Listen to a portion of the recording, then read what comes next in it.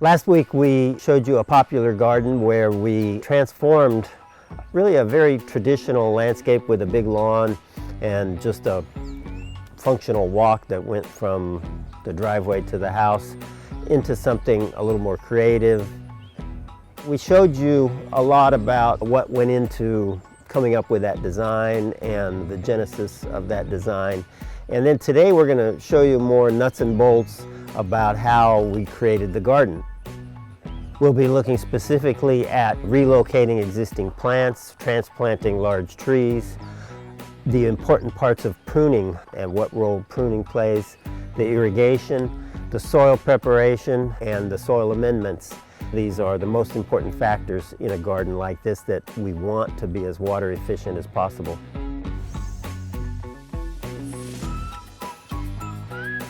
I'm John Valentino, president of John and Bob's Corporation. I'm here with Chip Valentino, who's going to be mowing the lawn. We're at Chip's Park here, and you can see that big lawn behind us. It's like over 200 feet long. We play on it every Saturday, but as you can see, Chip is not really in the mood to mow it right now, but we're going to have to mow it as soon as we finish this video.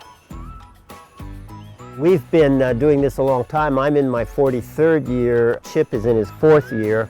The concept of xeriscape gardens is something that I've been teaching and talking about since I started our business in the late 70s. In our area, we happen to have a gentleman who specializes in a tree farm. So he has a tree farm where he transplants trees using his tree spade.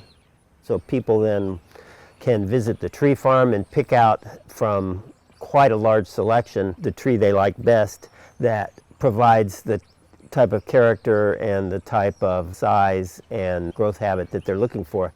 In the case of olive trees, some people buy them straight from olive groves. That's where these trees originally came from, and they have tremendous character in their trunk because they're old. The tree spade, if you watch it work, does it in a way that it doesn't damage the roots and it digs up trees intact. Tree spade is the best way to do it because you can preserve the whole root ball. You can even do them in the summer, as we did these, without much root loss because the tree spade digs it in a way that it preserves most of the roots. An important part of that is preparation of the hole where the olive tree or large tree of any kind, doesn't have to be an olive tree, is going to go. So we want that hole to have really good drainage. In this case, we had significant hard pan. We used a mini excavator to dig through that hard pan. We used a lot of our blend in this. It's a soil amendment, but it really is acting as an inoculant. We've used a lot of blend and penetrate liquid biotiller over the top. So by just using our inoculant, it doesn't change the texture, and we use a lot of it all around the root ball. It includes mycorrhiza, which we have touching the roots.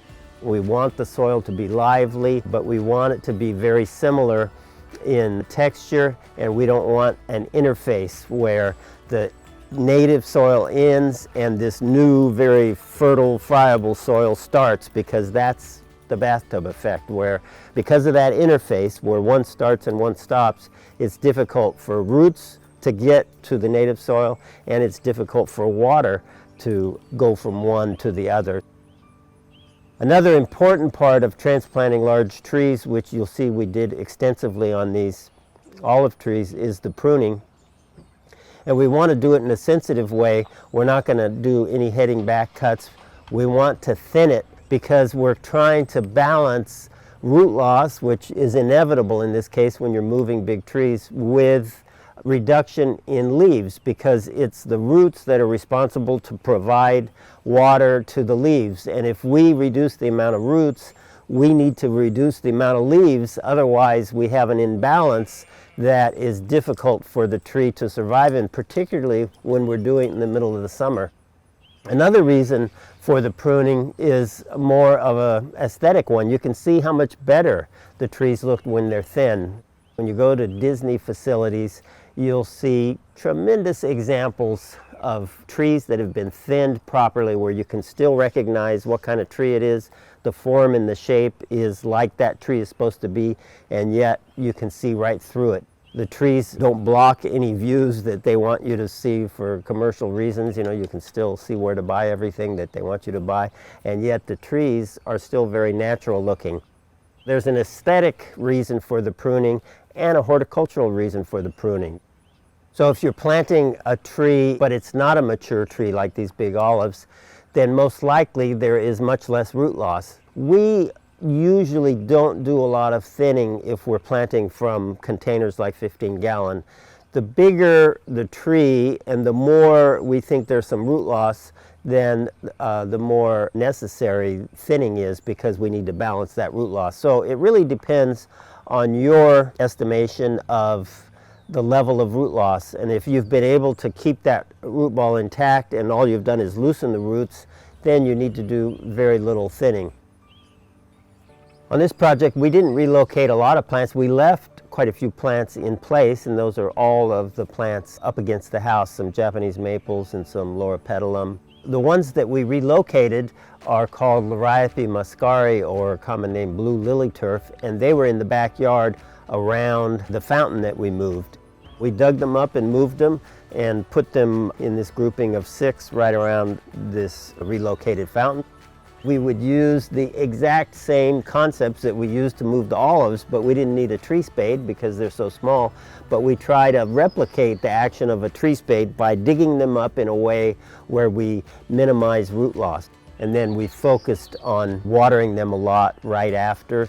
The first day or 2 or 3, you want to even overwater them a little, but you can't continue to overwater them for longer than a few days if you have heavy soil, because combination of overwatering, heat, and heavy soil is the worst thing for transplanted plants.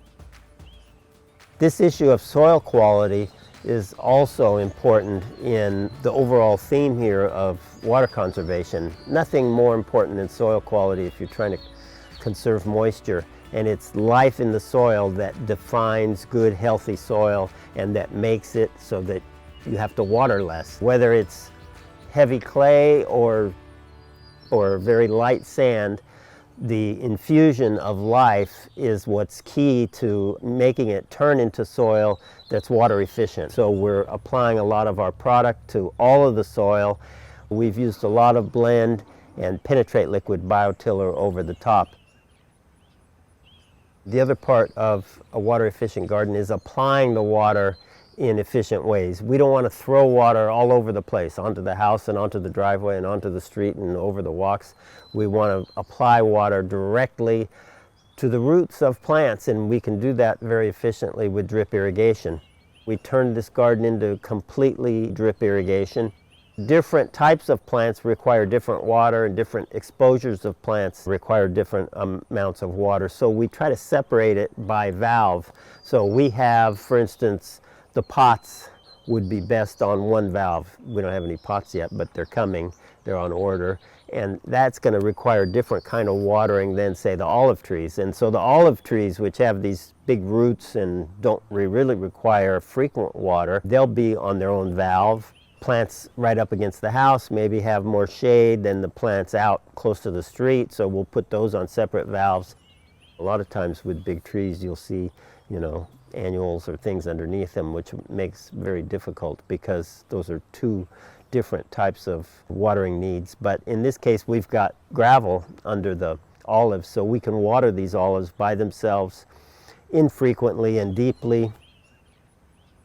Determining how much water they need isn't that easy. We water frequently because now we've put in all these plants. Even though they're water efficient, they have very small roots, and it's 105 degrees when we planted these, so we want to keep those root balls moist in the beginning. So in the first couple of weeks, 2 to 3 weeks, we water every day, even though after a year or so we probably can water once a week, even in a hot climate like ours. And how much you water is real difficult to say. Depends on the soil, depends on how successful we are in changing the soil and how much mulch we have on there. Each garden is going to be different. This garden, after it's established, will probably be watering that lantana. My guess is twice a week. That drip valve will probably be on for 15 or 20 minutes twice a week. It's a situation where you're experimenting. You're feeling in there and living with it and watching the plant, feeling the soil. And what you're really after is trying to determine the least amount of water you can apply and have everything do great. Overwatering is one of the most serious ways of causing pest and disease problems. And so we want to minimize water, not only to conserve water, but because that is in the best interest of the plant.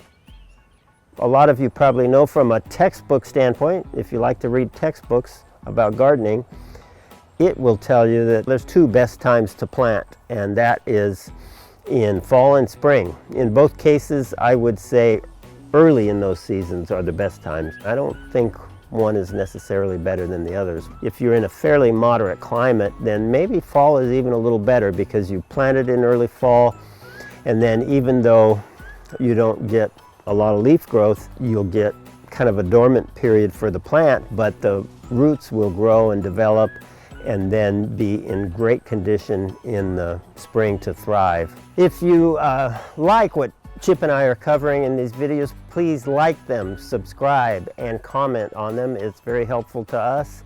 We'd like these to do well, and we'll continue doing them. If you are interested in this topic, make sure to check out our prior video on the same garden where we talked more about the design part of it and what went into figuring out the structure of the garden and where everything should be.